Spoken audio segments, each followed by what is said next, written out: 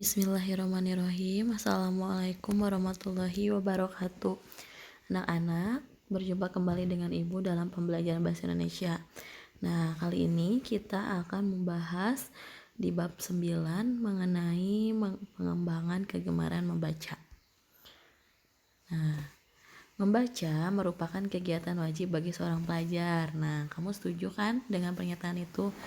Tentunya ya, bacaan itu tidak hanya berupa buku pelajaran, tetapi masih banyak sumber-sumber lain yang bisa dibaca, seperti buku kumpulan cerpen, novel, lalu tidak hanya buku biasa saja, tetapi ada juga buku elektronik dan buku-buku ilmu pengetahuan populer.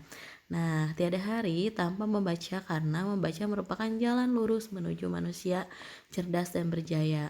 Dengan membaca, kamu bisa memperoleh banyak wawasan dan pengetahuan. Dengan membaca juga, kamu pun bisa memperoleh hiburan dan kesenangan.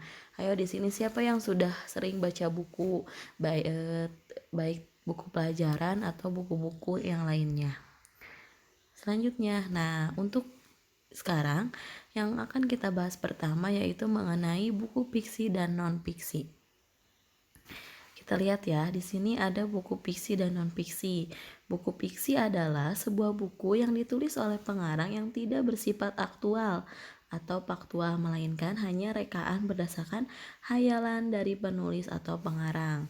Nah, sedangkan buku non-fiksi yaitu sebuah buku yang ditulis berdasarkan fakta atau berdasarkan pada kejadian yang terjadi sesungguhnya yang ditulis oleh penulis atau pengarang. Nah, kita lihat ya, di sini ada buku fiksi dan non-fiksi.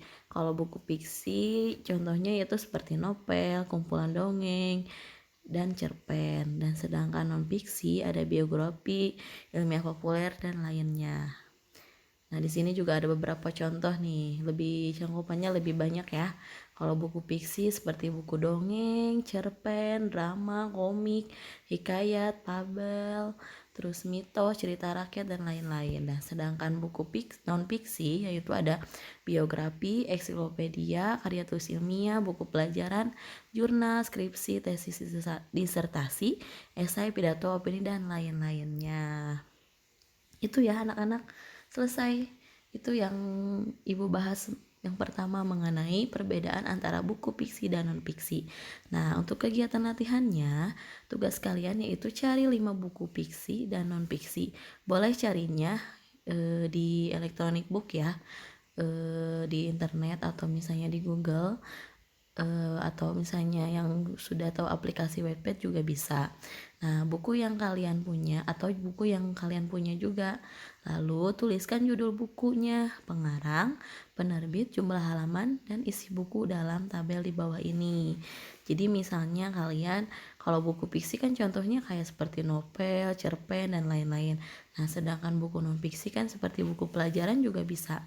Nah, kalian masukkan judul, pengarang, penerbit, jumlah halaman, dan isi bukunya. Untuk isi buku intinya saja ya, misalnya buku A ini menjelaskan mengenai tentang apa gitu, intinya aja seperti apa.